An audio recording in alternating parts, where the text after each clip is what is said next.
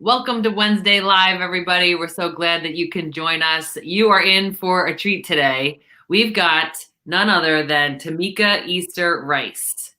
And we're going to talk today about how to be generous in our communities. Temeka Easter Rice is a dynamic, results-oriented professional with a 20-year history of building rapport at all levels, utilizing exceptional marketing, sales, communication, interpersonal, presentation, training, and leadership skills. Temeka is experienced in developing and facilitating comprehensive and impactful marketing campaigns, an award-winning marketing professional within the financial services industry.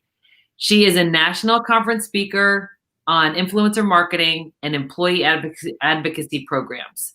Temeka recently launched the Joy Group, which aims to help small businesses and nonprofits maximize social and digital marketing.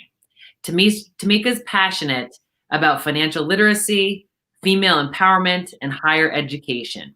She serves on a variety of boards that we're going to be talking about today, like the Big Brothers Big Sisters of Delaware, Girl Scouts of the Chesapeake Bay, and the Emerging Pearls Foundation. Temeka, along with her husband George and 2 teenagers and 3 doggies, live in Wilmington, Delaware. Temeka, I am thrilled to have you here. Thank you so much for having me, Shannon. I'm thrilled to be here. Thank you. And we have the pleasure of knowing each other thanks to Cassandra Moore. Yes. Cassandra Moore and the More You Know group, which is her organization. She has these career cafes, and you were her guest speaker. And I got the opportunity to attend that because of Cassandra and because of you and your topic, which is about social media marketing. Right? Yeah, and we were talking about building your personal brand. Yeah, exactly, which was so eye-opening. And then I got an opportunity to win a session with you, which was totally like 180, eye-opening, so helpful. So that's why I was so excited to be able to share you today and talking about a topic that's near and dear to your heart, which is giving. Yes, I'm a natural giver, one of my favorite topics. So thank you so much for having me. Oh, for sure. So one of the things that we're going to talk about today is volunteering in our communities. Like, tell me why that is such a driving force for you. So for me, I think it's always been about giving back and realizing that there's so much out there and the learning opportunities that come with it. So I've always just been a natural leader from, being in elementary school, in high school. For high school, I attended one of the top schools in the country. It's a magnet school in St. Louis, Missouri. And we were required to do 240 hours of community service to graduate. Every other school had a commitment of 10 hours. Ours was mandatory 240 hours. And so that, I think, really jump-started so many opportunities out there. You can always find a way to give back and connect it with something that you love. But I really think that helped, just really build me up and teach me like the importance of giving back. Mm-hmm. Absolutely. And do you recall back then, was this something that you were naturally motivated to do, or is it something you learned to love? I think it was something I was naturally motivated to do. Growing up, I was a babysitter. I was a nanny in college. And so one of the very first places I volunteered was the Salvation Army at one of their centers. And so I was responsible for playing games with the kids while their parents went to different classes and workshops. And so, that came natural to me, just finding a place where this is a skill that I already have. So how can I use this to help somebody else? Brilliant. Oh my gosh. And how that has transcended all through your life into what you're doing now. Yes. And it's, I think the important thing about it is you establish a tradition, within your family. Like, even though you have teenagers, so, sometimes you get the eye rolls and all of that, Yeah. But they are always watching what you're doing. And so, both of my kids our volunteering. So my daughter and I actually just worked the primary election in Delaware. So we were assigned to 2 different polling stations, which was a little weird. We tried to get assigned to the same one, but it didn't work out. And so we both worked the Delaware, primary elections. She actually signed up before me, and they had an overflow in workers. And I was like, look at this, my child is going to be a volunteer and I'm not going to have an assignment. Thankfully, it worked out. I actually went to training class with her, even though I was not signed up. I was like, what's the worst they can do? Send me away. So I was like, they never assigned me to a class. I signed up late. I went to class, got placed that night, and we had a great time. That is awesome. And I love that you also taught her proactivity. She saw the opportunity, she got in there. And that's like really local to your community, because those primary elections are so critical for our day-to-day lives. Yes. Yeah. So a couple of different volunteer opportunities that you've taught me about and are committed to. One is boards. So we should talk a bit about board work and what does that look like and what people should expect. Another one is mentoring, a topic near and dear to my heart. You've also talked about impact days and volunteer hours. And then you've taught me a term, giving strategy, which I deeply believe in. So why don't we start with board work? Because I think that that's something that is intriguing to people, but it feels intimidating or the land of the unknown. So what can you teach us about board work? So fortunately, my first board experience was an awesome board experience. And I have to credit Amy Larimore, who happened to be the chairman of the first board that I served on. And she actually teaches classes on board governance at Notre Dame. So this is definitely I learned from the best. Mm-hmm. So that's important. Yeah. Getting in with the board that is well organized, well run, especially for your first experience, is going to make a difference. But it was intimidating. I was a young professional just starting out, and having that level of leadership and influence was really helpful in keeping me engaged with the board. But if you don't have that opportunity, I would say there are programs like Get On Board, where you can, go to training sessions where they can teach you more about board membership and what does that mean? What are your responsibilities for being a board member? I would also say they have some events in some communities where you can sort of go to a job fair, but it's for board events or for boards. And so you can talk to the people at the organization, learn a little bit more about the organization, and then what skills that they're looking for. Mm-hmm. So you can connect with young professional groups in your area to learn more about those opportunities. Mm-hmm. Here in Wilmington, I believe I've seen the Urban League do a similar event for their Young Professionals Committee. So definitely look for those places where you can learn more about different board experiences. Mm-hmm. And then lastly, reach out to people. So I had a young professional say, hey, I have an interest in financial literacy. So do you know of any boards? And so we went through a list of boards. She even met with someone that served on my board just to learn a little bit more about it.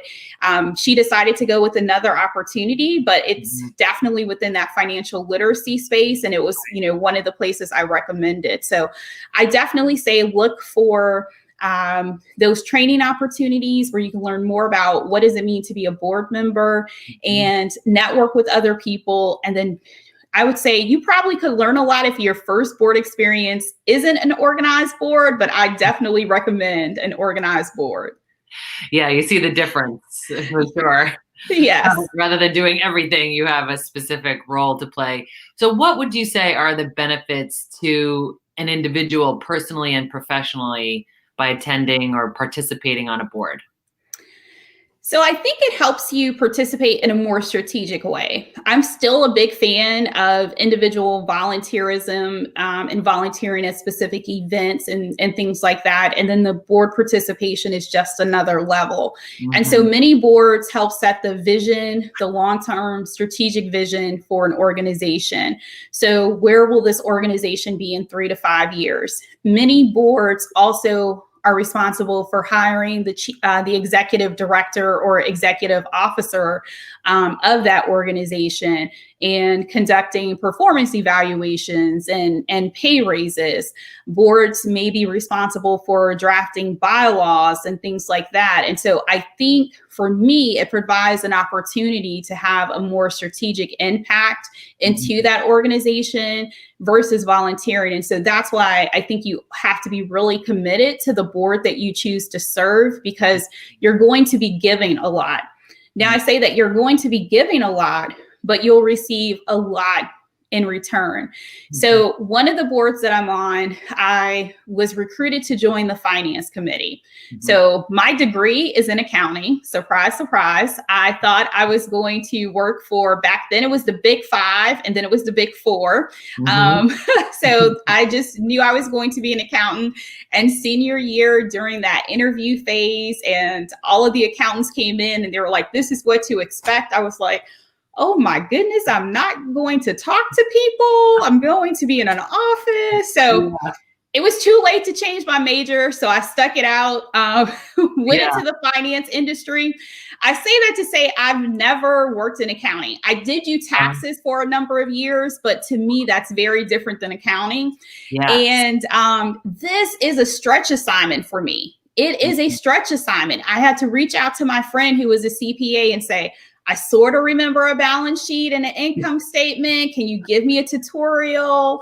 I had to watch webinars. I signed up with the class with Dana, which is the Delaware Non-for-Profit Association that helps non-for-profits. I've done it all. It has been a stretch assignment, but I know how to read an income statement. I know how to read a balance sheet now. So it was worth it.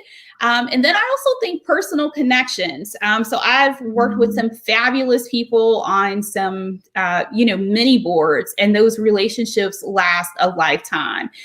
So just that power of connection, and then knowing this company provides this service, this is how they make an impact. Being able to recruit people to help people for a cause that's bigger than yourself. Those are some of the things that you get back. Absolutely. Yeah. So to have that professional development, those personal connections, learn about different industries, and practice your influence skills. That is so true.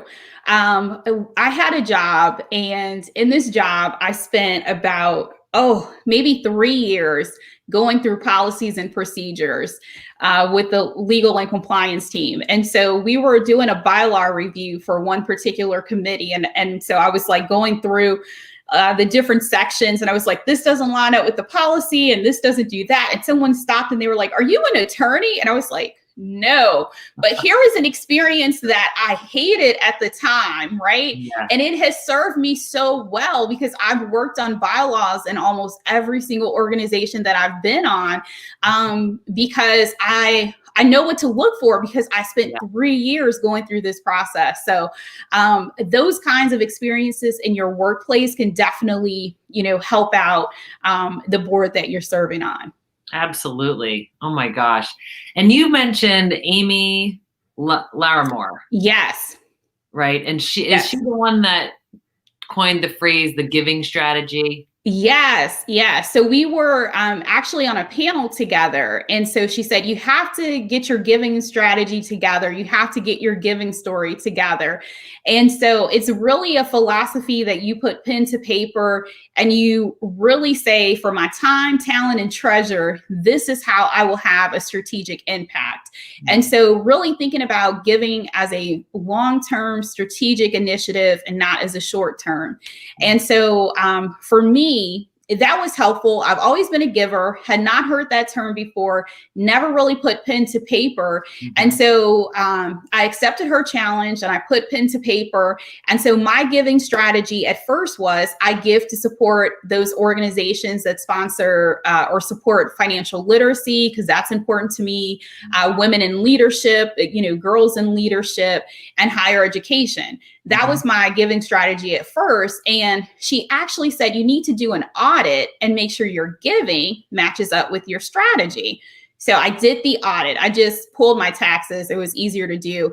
I looked at all of the organizations, added them up, put them in categories. That's the accountant in me. And Mm-hmm. then I said, oh my goodness, I gave a particular lump sum to, for me, it was for my church. And so that was my number one category. And she goes, so I think you have to adjust your giving statement to acknowledge that that's something that's important to you. And so I know we all have different, belief systems, and I honor and respect those. And for me, I had to say, I give first to honor God.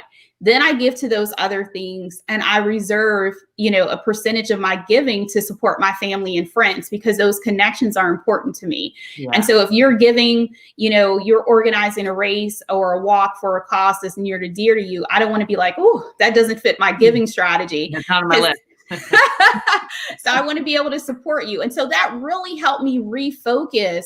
Are my board assignments committed to this? Are the volunteer opportunities committed to this? Is my giving aligned with this particular strategy? Yes, that is so awesome. And another way in which we're kindred spirits, my mission statement is I serve God by choosing love. Oh, I love that. Yeah, because I believe that every moment is a choice between love and fear. And when I choose love, I believe I'm doing that to be in service to God. And I understand and appreciate what you're saying too, and respectfully to those who have a variety of different beliefs. But here's what it sounds like when your giving strategy is as clear as yours. I'm going to read this to everybody who's listening, because I think it helps us to understand, when you have this level of clarity, how you can be more strategic, and you can know the difference between something that's aligned with where you're going and not. Because I think that's a part of a giver's challenge, is like, how much is too much? And, sometimes I'm overwhelmed by the need that I witness in the world. And I feel like, I'm not going to be able to make a difference in world hunger. Right. If I look at it as this, impossible thing, but to think I could focus on this one group of people. So what your giving story is, I first give to honor God.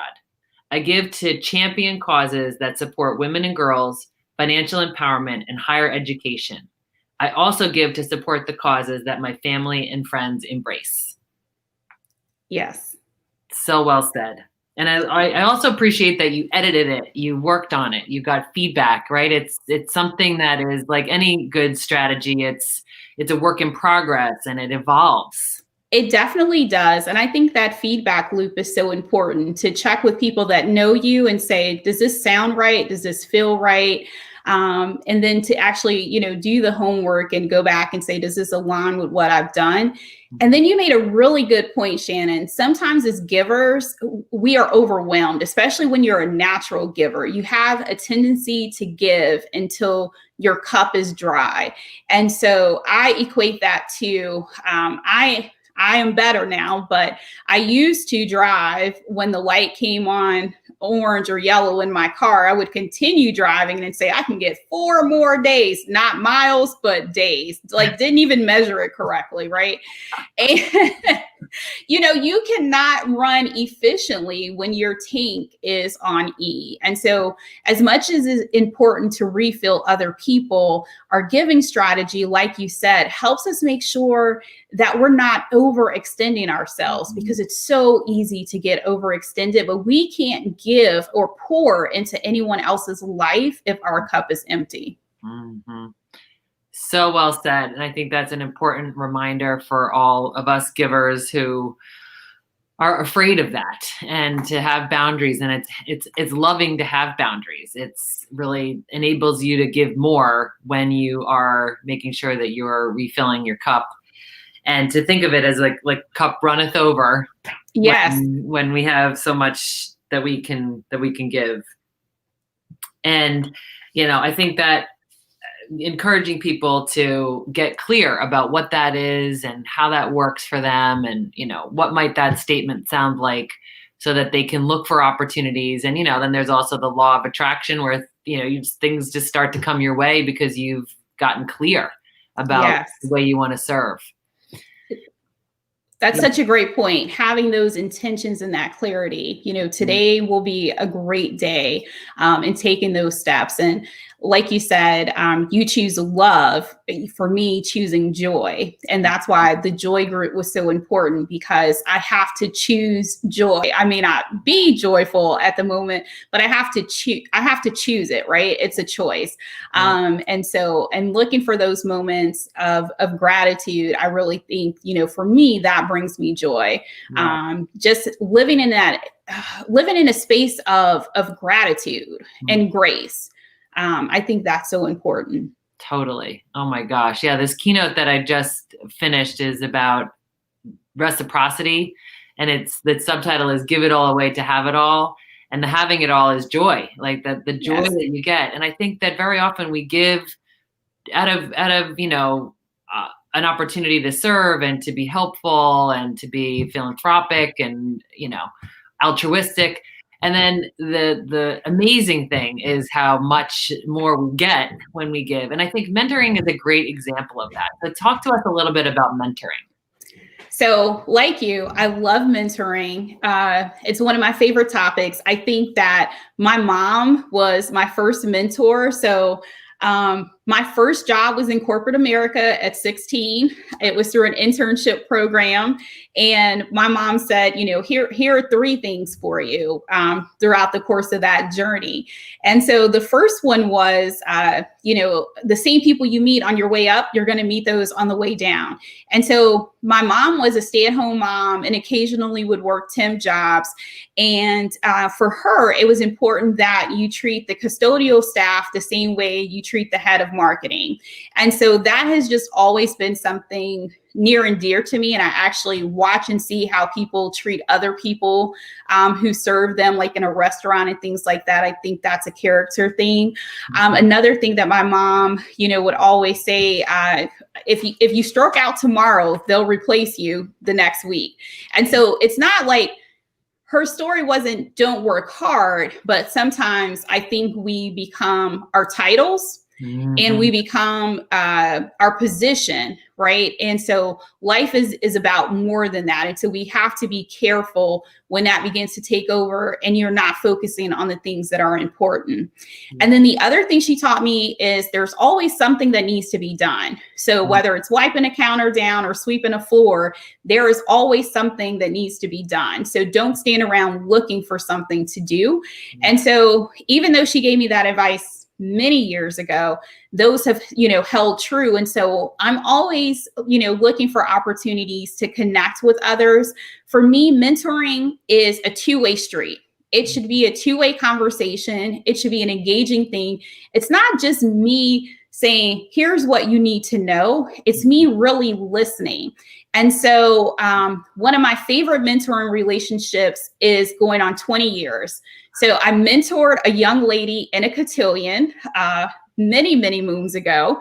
And she became a part of the family. Like she's on our Christmas cards, like part of the family. Like one year she wasn't on the card and my dad was like, what happened to her? And I'm like, we moved, we couldn't make it happen. But what I learned in that relationship is it's her journey. She's taught me that a lot. It is her journey. It is her choices. Even if I don't agree with them, my job is to listen. And it has taught me to be a better listener. And I think that is one of the most important things about mentoring is if you do it right, it not only changes them, but it changes you. And for me, that's why mentoring is so important. Totally agreed. And I love that story and that commitment and loyalty to her and her development and that acknowledgement that it's her story and her choices. So for those who are thinking, gosh, do I need to find a mentor? Do I have to sign up for a program? Can you talk a little bit about informal and formal mentoring? You are reading from my notes. Yes. Really? Informal and formal mentoring. This is what informal mentoring looks like to me. Hey, would you like to grab a cup of coffee? Would you like to go for a walk? I think that's how we actually started off the call before the viewers joined. Yeah.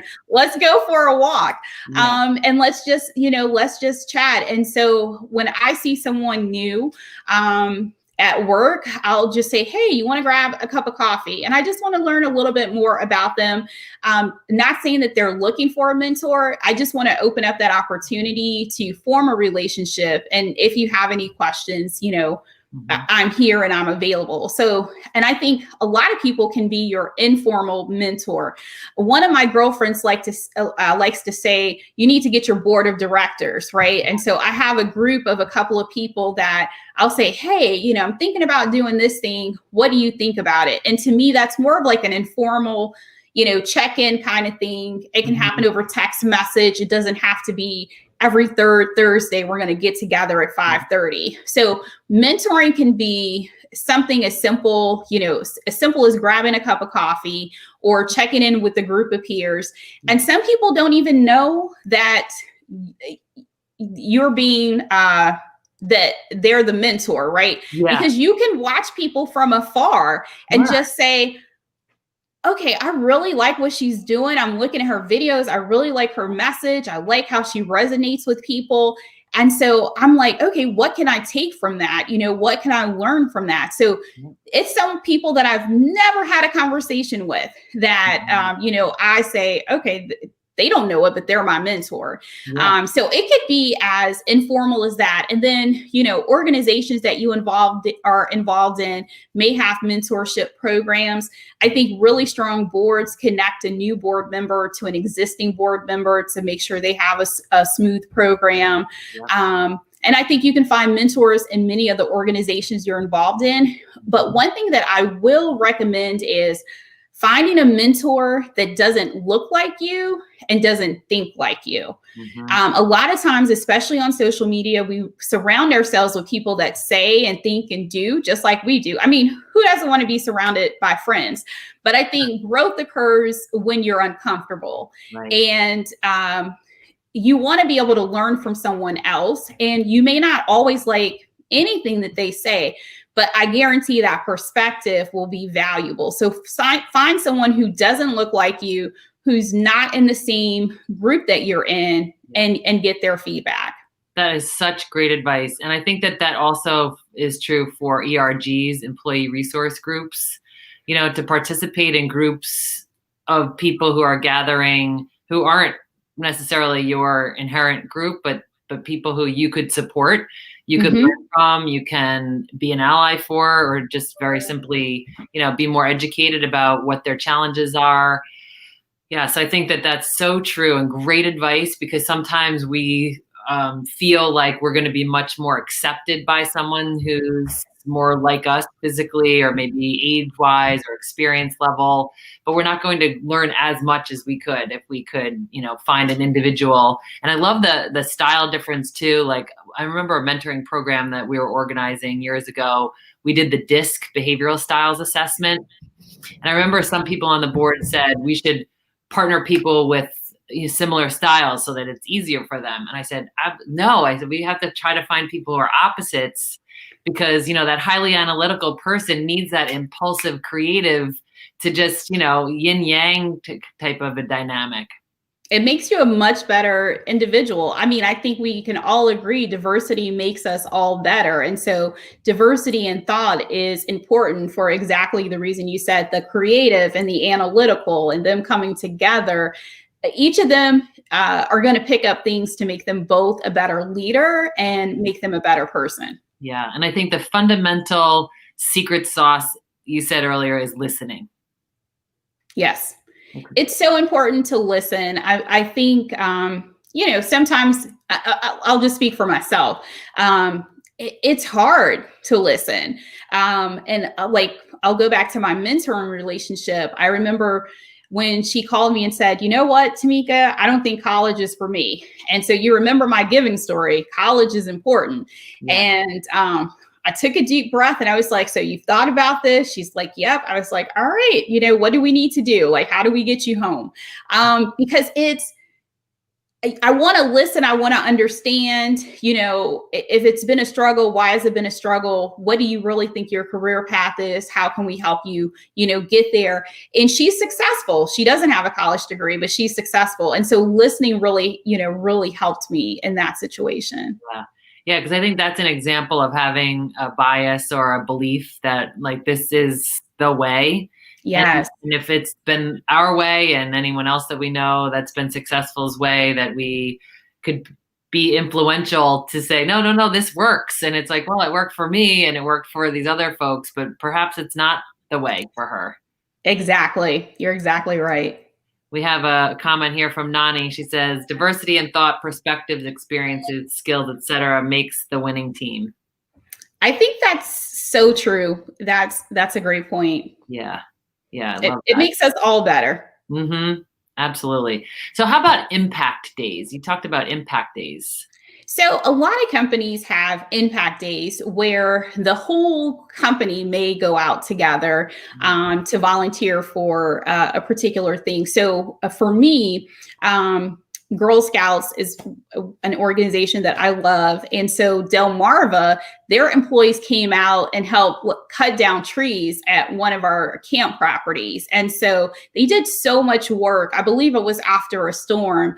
But just to see so many people come together to help other people. And again, you're volunteering and you're doing something you're naturally good at and doing it in service of other people. And so it doesn't always have to be a stretch assignment. And then I've been hearing a lot about companies, and I think this is an impact day as well, are giving their employees the day off so they can actually work the polls. So I told you in the beginning that, my daughter and I are working the polls. I believe she gets an excused absence from school and I'm able to just take the time off from work. But to have employers saying, we want to make sure we have enough poll workers.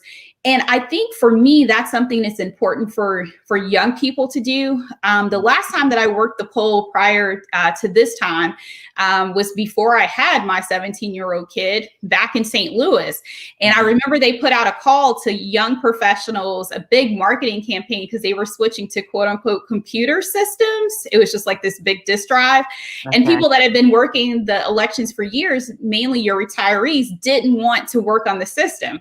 So I get there and I'm like, this thing is not a computer, but okay, so work on it, love the election. And fast forward, come to Delaware, they just switched to quote unquote computer systems too. And everyone's like, I don't want to touch the computers, Temeka, will you put them up? So, we need young people, out there involved in their community, because at some point, you have your retirees, but we have to start building that tradition, building that legacy beyond, just the election. And anything that we do, we need to start building a pipeline of people out there in the community.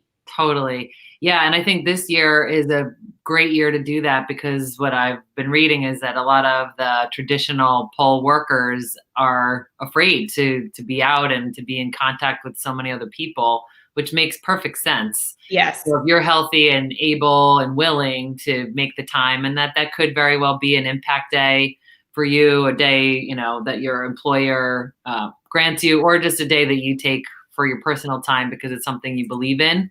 Mm-hmm. Yeah. And I know I do a lot of work with Comcast, and they have Comcast Cares Day, and now it's Comcast Cares Week. And I believe it's going to eventually become Comcast Cares Month, because all of the teams get so into it. And it's exactly what we're saying is that, they first did it because they want to make a difference. They want to be out in the community. They want to, be of service. But then the teams got so much joy from it. And they felt so like they were like the best day of the year is the day they were all doing service together. Yes, my team volunteers at Ronald McDonald House the Monday after Thanksgiving. And so a young lady started on our team, and she's like, hey, I want to do this thing. And it started with just our little team, and then it grew. And it's the Monday after Thanksgiving. My husband usually helps with some of the food because he's a chef by trade. And so we'll do something that's totally not related to Thanksgiving. We're not bringing back out the turkey or the dressing, and do something a little bit different, for those families. But you're exactly right. I think the enthusiasm is contagious. And once people see it, they want to become a part of it. And it really helps you build community at your organization. Yeah. Oh my gosh. So true. And worth doing. And I think for organizations or individuals who are listening to this and saying, gosh, that sounds lovely, but we don't have, a whole community outreach department, or I don't have this big organization that creates this type of environment or prioritizes community service. I think that it's wise for us to think about like what's one thing that any one of us could do.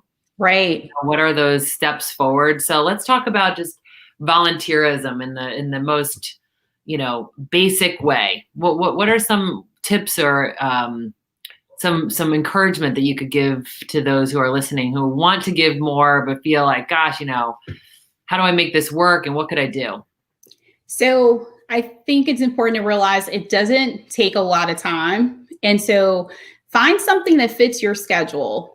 So I told you in the beginning, I was an accountant and I volunteered during tax season for VITA, the Volunteer Income Tax Accounting Program.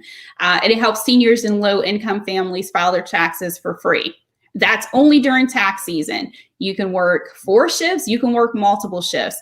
So I think first, understand what you're passionate about. And then 2, find organizations, but no, this does not have to be an every Saturday commitment from 9 to 12 or 2-year commitment.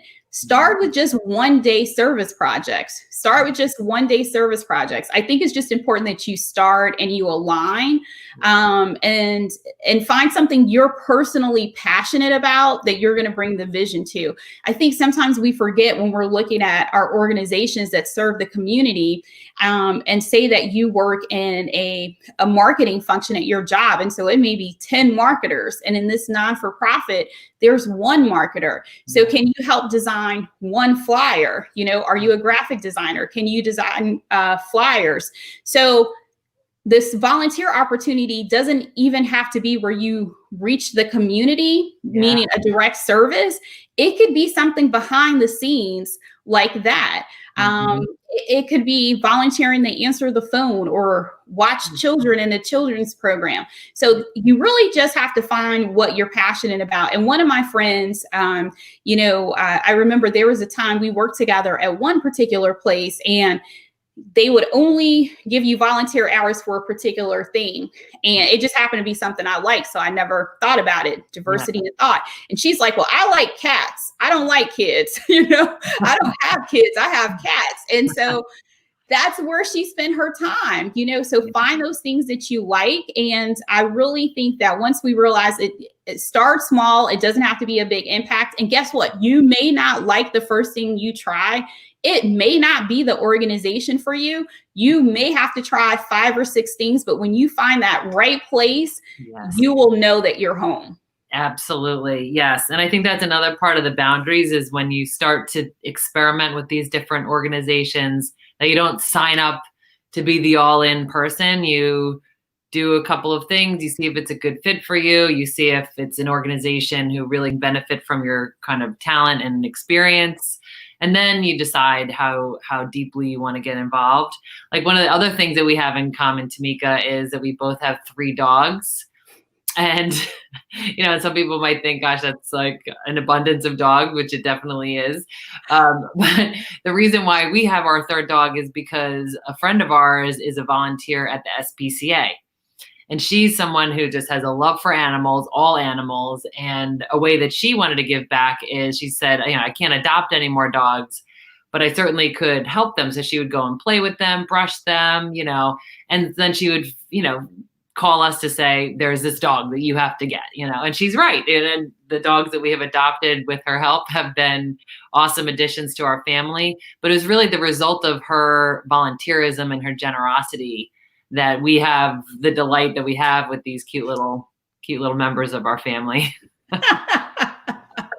They are typically my favorite members of the family, but yesterday my 5-month-old German Shepherd jumped up and closed the sliding glass door behind me and locked me outside barefoot, barricaded in the backyard because we have to barricade the door to keep them from escaping. And my teenage human kids never came downstairs. So It has been quite a week with the dog family. Oh, it has been quite a week. But you have to love them. I mean, I look at their faces and they bring you so much joy. But yesterday I was struggling to find the joy in the moment. I bet. I mean, that's when you're like, did you have your cell phone in your pocket? I did not. And that was the first thing my daughter said. She's like, why didn't you call me? And I just looked at her. If I had my phone, of course, I would have called you. You have to get creative. And the dogs did not bark. They just looked at me like it was the most natural sight for me to be outside the door. And they went to go lay down. So, dare I ask how you got back in? I trampled through the mud. It took a few minutes to push the bricks out of the way to get the gate open, and was able to get back in. It was a fun morning. It could have been worse. I was like, I had on my workout clothes. I had on everything but the tennis shoes. So it could have been worse. It just, Wow. That's creativity and innovation right there. So we have this comment here from Brianna, who's appreciating your tips on mentoring. Thank you. I love mentoring. And I've had great mentors through the years too. And I think one important thing to remember about mentors, some mentoring relationships will last for a season. They may last for a project. They may last for a period of time. And some mentoring relationships will last a lifetime. And so that one was a hard one for me to learn as a young professional, when relationships was sort of kind of, a change, right? And they weren't the same. And I was like, oh my goodness, she doesn't like me or what's going on. But I had to realize, like, the relationship was great. And at that moment, I got what I needed out of the relationship. And not every single relationship in your life is meant to last forever. So accept it and appreciate that relationship for what it is. And that was one of the hardest lessons for me to learn about mentoring. Yeah, I appreciate that, because I think, like, back to your challenging, like having people who have different perspectives, not everybody's going to see it the way that you do. They may not think that this is a great opportunity for you, or that they even want to partner with us. And I think there's in that. I mean, I just recently got rejected last week for a potential podcast guest, believe it or not. And here's this person who has a lot of generosity that he exhibits, and I just thought his angle was really interesting. And he was just like, I can't see myself talking about this topic like just straight up as this topic. I would, it just didn't resonate with him. And I said, thank you so much for that feedback, because as much as I felt exactly what you're saying, like I felt like, oh gosh, maybe this is a bad idea, or maybe this, maybe I handled it wrong or whatever. I did my own little self abuse there. And then I thought about it, and I thought, oh God, this is a gift, right? Because I'm getting a chance to hear how some might object to this, or, how I need to explain it in a way that would be more understandable, or, more attractive. And so I just hadn't had that before. And I thought, gosh, this is a really good opportunity to stretch me. And I'm not a fit for everybody. It's like going to be the right thing for everybody. And that's so important, to do that introspection, not to dwell there, as you said, but to do that introspection. And because so many people don't give feedback, you get automated rejection notices and you don't get any feedback for why you weren't picked. And so to get that feedback is valuable. And so, but I've definitely been there, and it's hard. So you definitely have to do that self-reflection and then say, what piece of this feedback I'm going to take and, continue to grow and continue to build. Because I think that's really what, whether it's mentoring or a particular skill set, is that ability to grow and learn, and to never say, I'm the expert in this field, so I can't possibly hear from someone else. You have to be willing to learn. And so a funny example is LinkedIn. And so I work on LinkedIn every day at work. It's my job. And so, I made a recent post, and I was like, even though I do this, like, I've still listened to webinars this summer. I've been to podcasts on LinkedIn. I saw video things about LinkedIn. I am still out here trying to get information and learning. I'm never going to not continue to grow and learn. Right. Yeah. Yeah. Oh, absolutely. And I thought you were gonna say something like you posted something and then you didn't get like a reaction or something like that. You're saying No, it's that happens too, but sometimes I do that too. I'll be like, was this offensive or sometimes I second guess it and I'm like, or people are just busy and they've got, other it things just to read didn't today. resonate or it didn't hit the algorithms right. I would Yeah. tell you, Shannon, I stayed up late last night posting, which I will never, ever Oh, do I love again. your post today. Oh, so I created some content. I posted it. I'm looking at my phone. It looks great. I roll over at 6 a.m. and it was so blurry. I realized I sized all of my images 200 by 200 instead of 1080 by 1080. So they were so pixelated. But I promise you, at midnight, they looked perfect. Yeah. Perfect. And you know what? I think you have to be able to laugh at your mistakes, right? We're all human. And so whether it's in a mentoring relationship, knowing that we're human, we're going to make mistakes, but giving people the grace to make mistakes. I'm on social media a lot, so I see pulp culture trends a lot, and we've heard that term, cancel culture, right? And so are we giving people the grace to make mistakes, right? In certain areas. There are some things I won't debate you on, but there are other things I'm just like, okay, that happened. Yeah. So here's an interesting thing. I went to a conference earlier this year before travel stopped, and I had on what I thought was a beautiful dress. It was. People stopped me. They were like, "Your dress is gorgeous." Yeah. But then a Muslim woman stopped me and was like, "Do you know what your dress says?" And I was like, "My dress says something." Yeah. And so I started pulling out the skirt and I'm like, what does my dress say? And so she says, there's not a literal translation for this word, but it means like have a prosperous year. And so I was like, oh, and so she showed me in what I thought was a design were actual words. And so I appreciate, yep. Wow. So I appreciate her opportunity that she provided me to, I just literally did not know. I thought it was a design. I didn't realize there were words, but the fact that she stopped me to educate me, on the meaning of the dress, I'm glad that it was a positive saying, but that she was positive. And so I took that as a learning opportunity. I was like, okay, so you can't just be like, ooh, pretty dress, and pick, like, I need to be, because, apparently, we're just buying fabric and it may have words on it. And so I'll need to look for that for different things. But I appreciate that she was in grace. And even though she didn't have to, she took the opportunity to educate me and I was willing to listen. Yes, for sure. Well, I think that says three things about you, Temeka. Number one is you dress so impeccably. You really do. You raise the stakes. Number two is that you give off this energy, this positive, attractive energy that she felt safe talking with you about that. And then the third is that you're really open to feedback, that you took that as an opportunity to grow yourself and, to think about your choices differently in the future. So I think that example says a lot about you. And that's really interesting, right? That someone would recognize something even in a choice that we made that we didn't even know that we made. Right. I find things like that so interesting. So here's a note from Stephanie Gaines, who I adore. She says, the quote, "Growth occurs when you're uncomfortable." That's so true.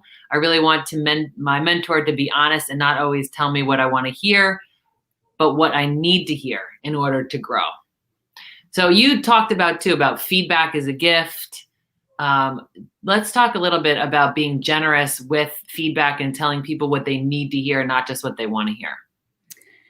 So I think the important thing there is making sure that person is ready for that feedback, that is something that they actually want to receive. Some people may not want to receive negative feedback, or it may cause them to break down. So I think you really have to test your relationship and say, I have some feedback, wondering if you're willing to hear this. It may be something you have not heard before, but I'd really like to share, some of my observations with you. So I think in Stephanie's example, I'm guessing she's the kind of person that went to her mentor and said, I need someone to push me and I need someone to help me grow. In that kind of relationship, it's easier to give direct feedback and to push that person. So I think you could have the first situation or the second situation, but it's important for you to know which situation you're dealing with before you offer that feedback. And I think we, again, have a tendency to do what's easy. It's human nature. And so we need to make sure that it may not be every mentor, but you need to have that one mentor that will tell you. Yesterday, I called one of my mentors and I said, okay, this is what I'm looking for. And she goes, I'll give it to you, but I need you to hear this first. And then, by the end of the call, I was like, okay, so I don't need that other thing. Totally got it. And not to say that there are not times that I am like totally hard-headed and don't always hear. But she's been someone who has told the hard truth our entire relationship. And so I definitely agree with Stephanie 100%. You have to find that person. Yeah. And it's out of love. I think, that is a generous thing to do because it's uncomfortable. You don't want to damage the relationship.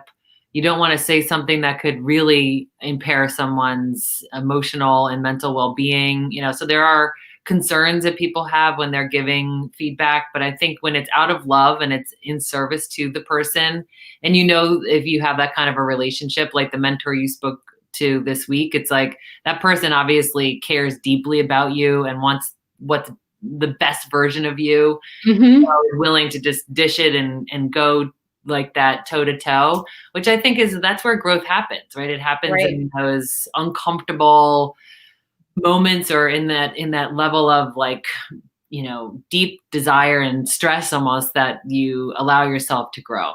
It happens in the valleys. It happens, a little bit in the peak, but a lot of our learning happens in the valley. Yeah. And that's why it's important to keep those moments of gratitude, right? And to always look at a situation and say, what can I get out of this? Like, what can I learn?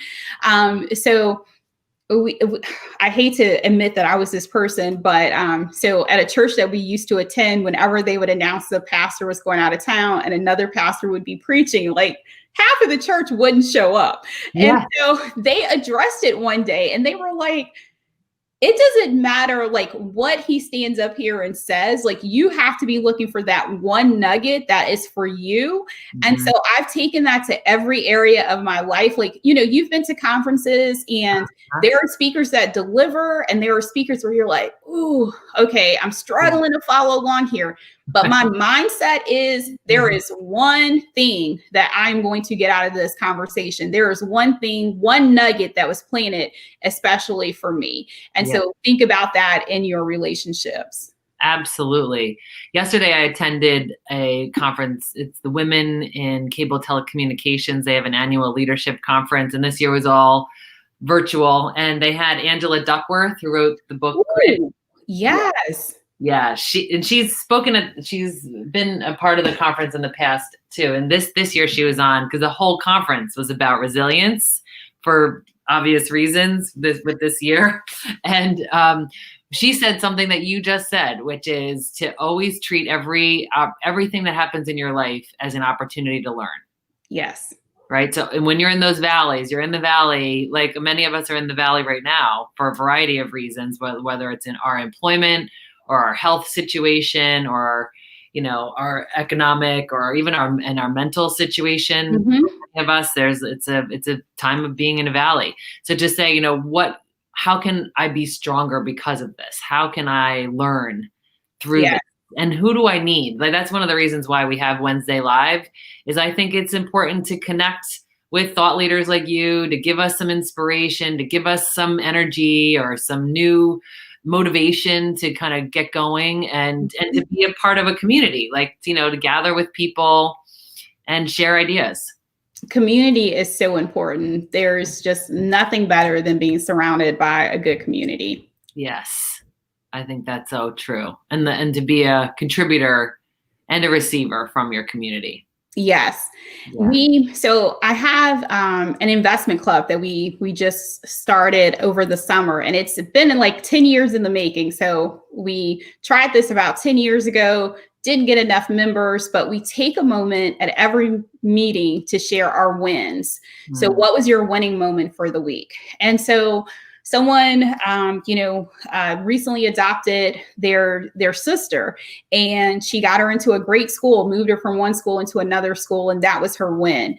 And someone else said, I got my business license. I'm one step closer to opening up a business, or I went back to grad school. And someone's just said, I made it through today. That was my win. But being in a community and connecting with people who are cheering and saying, I want to see you win. I want to see great things happen. And I'm excited for when they happen.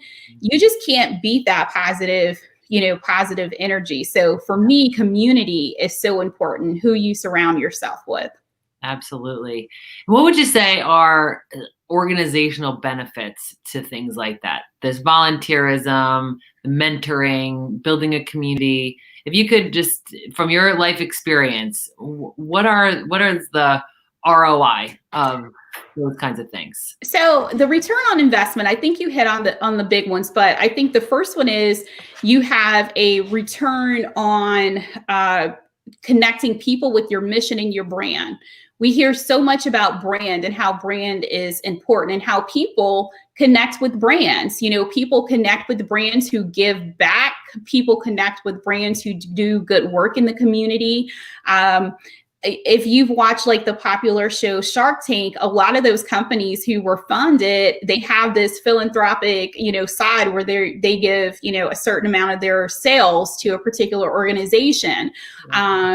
And there are other companies that do that as well, but people really connect with your brand mission. And so I think when you think about giving, think about volunteering and how you can relate those things to your brand and build upon your brand story. So we see Delmarva, out when storms happen, but to see them when something good happens, to me, that's a brand building moment. So I don't just see them when something bad happens in my community. I see them doing good too. So I think it's important for brands to help connect people to their mission. So that's the first piece.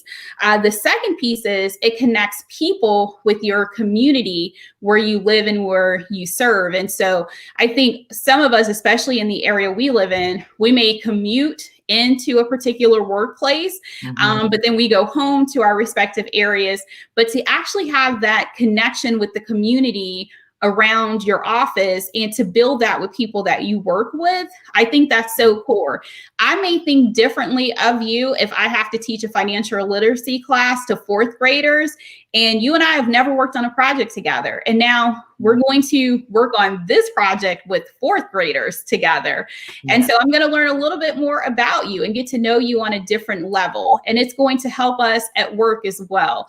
So I think definitely connecting to the community where you're located, and then connecting the people together. I think those are the three big connections: community, people, and your brand. And I think those are the largest returns. And whether you're a small company or a large company, I think those pieces are so, so important. And if you don't know where to start, ask your employees, where are you already giving your time, your talent, your treasure? Because you probably have several employees who are already out there and can say, let me connect you with this, or this is an opportunity. Your employees are your greatest resources as well as your greatest ambassadors of the brand. Yes. Well said, Temeka. That is awesome advice and so helpful for everybody to understand why it matters. Like, it matters beyond just that it feels good. There are so many ways in which we can connect with people and serve. And you just said it so, so well. So for those who have not already checked out her website, I invite you to go to temekaeaster.com. And she's got a variety of services. And like I said, I had the LinkedIn coaching session and feedback, which was remarkable. And you said, I'll send you some feedback. And I thought you were going to send me like a quick email with 2 things in it. And no, you did like a full assessment and like unbelievable.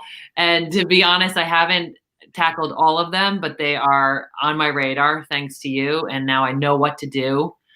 And you were so generous to offer me that feedback. So thank you. And I encourage anybody to take a look at that and to hire Temeka to help you with your strategy, because she's going to look at it from a professional standpoint and also a really loving human giver standpoint, where she just wants what's best for everybody. Thank you. Thank you so much. Oh, and thank you for this opportunity to chat with you today. I mean, we met virtually and I just have been, so blessed by our conversations, and now following Bridge Between online and the 2-minute Tuesday gratitude moments. I mean, it's just been full circle. That first encounter has just reaped so many benefits. Yes, I know. And that I love. I feel the exact same way. And I keep giving gratitude to Cassandra, because she was the spark for us, and that will continue. So thanks to everybody for joining us on Wednesday Live. Please check out our new podcast. Look at me. I'm like learning how to say this. Isn't this terrible? Come on, Temeka, I need your coaching. Return on Gratitude. Yes. So join me each week on ROG, Return on Generosity, to learn and grow with us. New episodes will drop every Tuesday morning. Subscribe now and follow us on bridgebetween.com and our social media outlets. Thanks for listening. Thanks for being here today, and be blessed. Thank you.